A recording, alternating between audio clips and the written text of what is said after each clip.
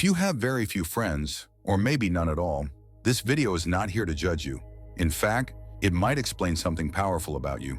Psychologists have discovered that people who walk through life with a small social circle often carry traits that are extremely rare in today's world. Not better, not worse, just different.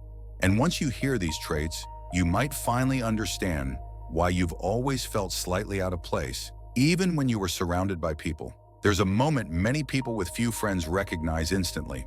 You're in a room full of people, laughter everywhere, conversations overlapping, yet somehow you feel alone. Not because no one is talking to you, but because none of the conversations reach you. You smile, you nod, you participate, but inside something feels missing. And at some point in your life, you probably asked yourself a quiet question: what's wrong with me? Here's the truth most people never hear. For many individuals, having few or no friends isn't a failure. It's a byproduct of rare psychological traits. Let's explore the 5 traits most commonly found in people who keep their circle small and why these traits are becoming rarer every year. Trait number 1, you have an unusually high need for meaning. Most people connect over surface-level comfort, small talk, shared routines, trends, complaints, but you don't. You crave meaning. You want conversations that go somewhere, thoughts that linger, ideas that challenge you. And here's the problem: meaning is rare, depth is uncomfortable, and most people aren't willing to go there. So when conversations stay shallow, your mind quietly checks out. Not because you're antisocial, but because your brain is wired for depth over quantity.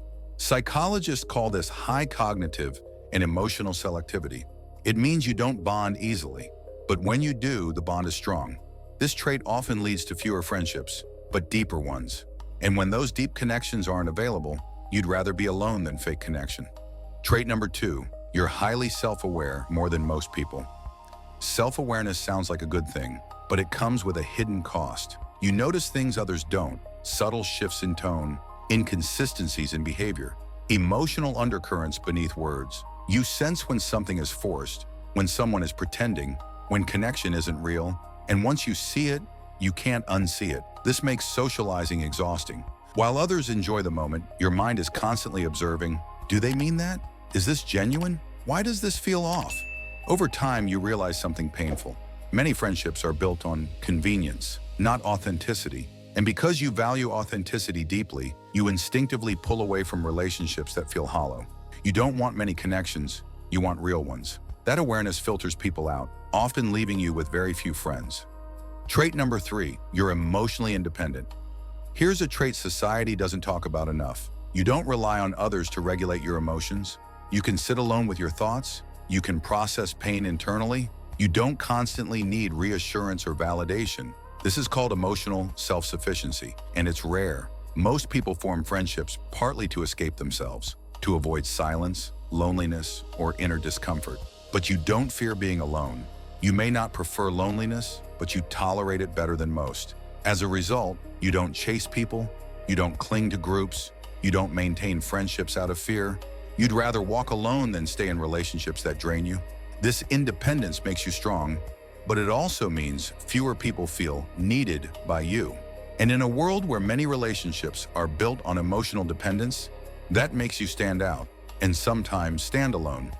Trait number 4, you're highly selective with your energy. You understand something most people learn too late. Your energy is limited. Social interactions cost energy, noise costs energy, drama costs energy, and you guard yours carefully. You don't say yes just to be polite. You don't socialize just to fill time. You don't maintain connections that leave you mentally exhausted. Psychologists link this to high sensitivity combined with strong boundaries. It's not that you dislike people, you dislike wasting yourself. So when friendships require constant effort with little emotional return, you quietly step back, not out of arrogance, not out of coldness, but out of self-respect. And yes, this often leads to fewer friends, but it also leads to better mental clarity, deeper self-connection, less emotional burnout, something many people with large social circles secretly lack. Trait number 5, you're comfortable questioning social norms.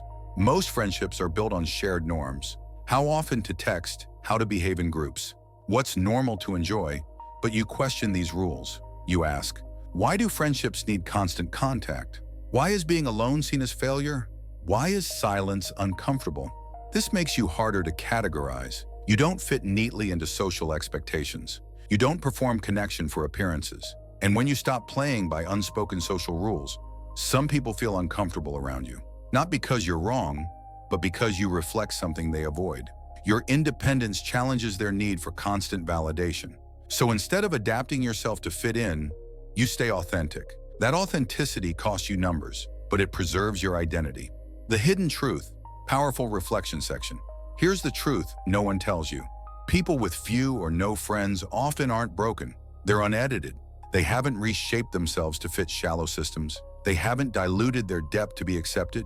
And in a world optimized for noise, speed, and surface-level connection, depth feels lonely. But loneliness isn't always a sign of lack. Sometimes it's a sign of standards. If this video describes you, understand this.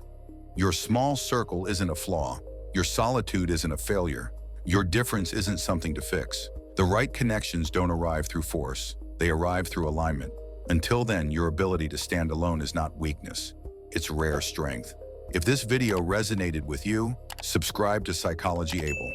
This channel is for thinkers, observers, and people who never quite fit the mold, but were never meant to. Like the video if you felt understood, and comment rare if you recognized yourself in these traits. You're not alone in feeling this way, even if you walk alone.